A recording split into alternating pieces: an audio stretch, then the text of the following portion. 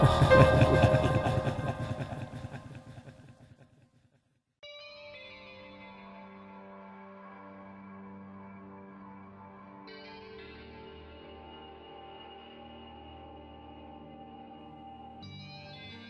the fall of 1987, local news channel WSB-TV2 of Atlanta, Georgia, was attempting to fill a scheduling gap in their Sunday morning lineup. After a few solicitations by local business owners, they decided to allow the young Reverend Marley Sachs to take the available hour block to do a religiously themed show. It premiered on October 18th with little promotion. The show was standard religious fare and consisted of the Reverend sitting in a simple chair, reading passages from the Bible to the camera, and discussing their interpretation and significance to our modern, day-to-day life. The show received a reasonable number of views and continued to be shown into early December.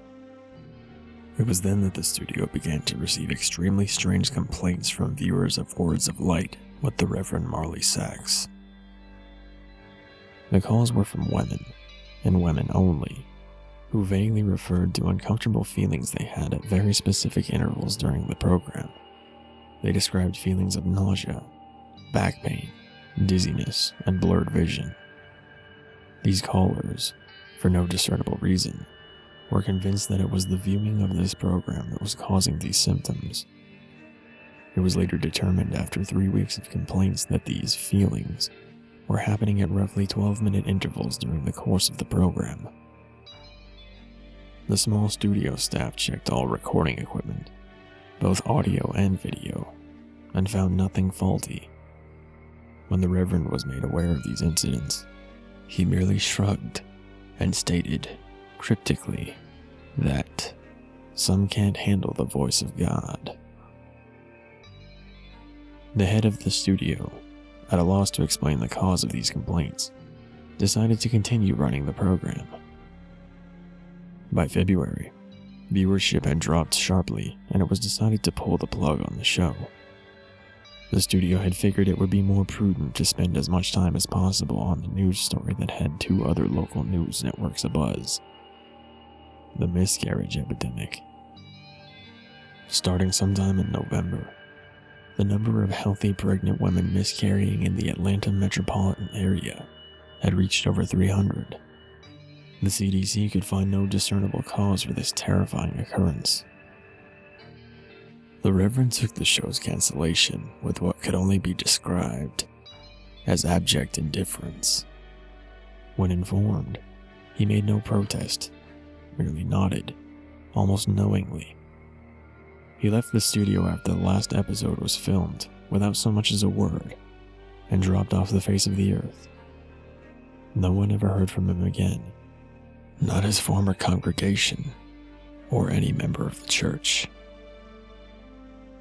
The studio moved on, filling the slot with an infomercial, and continued to concentrate on the miscarriage story. A year and a half later, an intern at WSB Studios discovered the tapes of the Words of Light and began going through them in an attempt to find stock footage for an upcoming piece the station was doing on the impact religion had on the city. The Atlanta incident, as the miscarriage epidemic became known in medical journals, petered out 3 months after the studio canceled Reverend Sachs' show and had already begun to fade from the public consciences. As the intern went through the tapes, he accidentally made a disturbing discovery about the footage. While attempting to stop one recording at 10 minutes 45 seconds, he mistakenly jammed the fast-forward button down. While the footage whizzed by, he attempted to pry up the button with a screwdriver. Just as he succeeded, the tape stopped at 32 minutes, 1 second. The intern actually fell out of his chair when he looked up at what was frozen on the screen.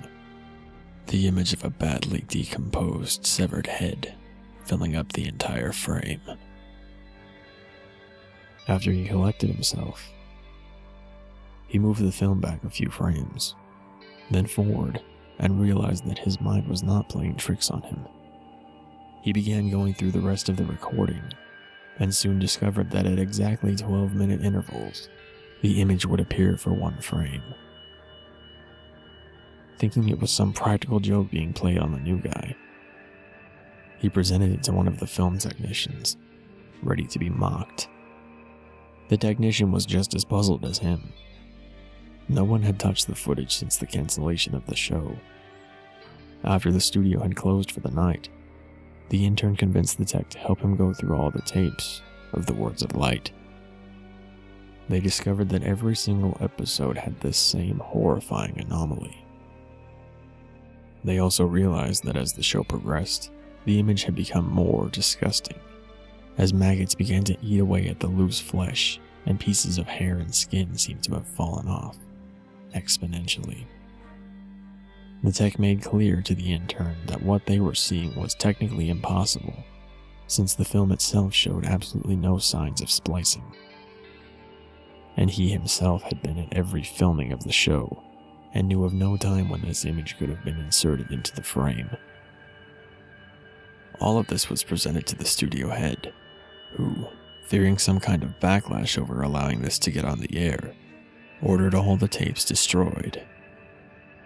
He told the intern and tech that he had no interest in knowing who did it at this point, only that covering their collective asses is all that's important now. He demanded that they mention this to no one. The tech easily moved on, remembering the incident as a darkly funny personal anecdote, but the intern wouldn't let it go. He made copies of as many tapes as he could before they were wiped, and took them to see if he could find anything else in them that might point to who did this, or why they would. A week later, he attempted to rope the tech into helping him again, saying that he believed he had discovered something even more disturbing than the images themselves. When the single frames were edited together in chronological order, the head's mouth appeared to be moving, as if trying to form words. The tech, fearing for his job, told him to get rid of the copies and to not talk about it again. A week later, police responded to a 911 call made by an elderly woman in one of the Atlanta suburbs at dusk. She had heard horrible noises coming from her next-door neighbor's house, where a young couple lived. She told the emergency responder that the wife was pregnant, and that she was terrified that something had happened. When the officers arrived on the scene 20 minutes later, they found no lights on in the windows, and the front door ajar. They moved in slowly and made their way into the living room. Inside, they found a young woman, dead, with her abdomen slashed open. The wound was jagged, and a trail of blood led from the body to the couch on the far end of the room. There sat her husband, the studio intern, naked, the corpse of his unborn child at his feet, dying. In his hand, he held the rusty piece of metal siding he had used to gut his pregnant wife. The television was on, and playing an 18-second loop of silent footage of a decomposing head, mouthing some unintelligible words. The story at the police precinct to this day goes that the intern kept saying under his breath, over and over again, as they led him away, "The light of God calls them."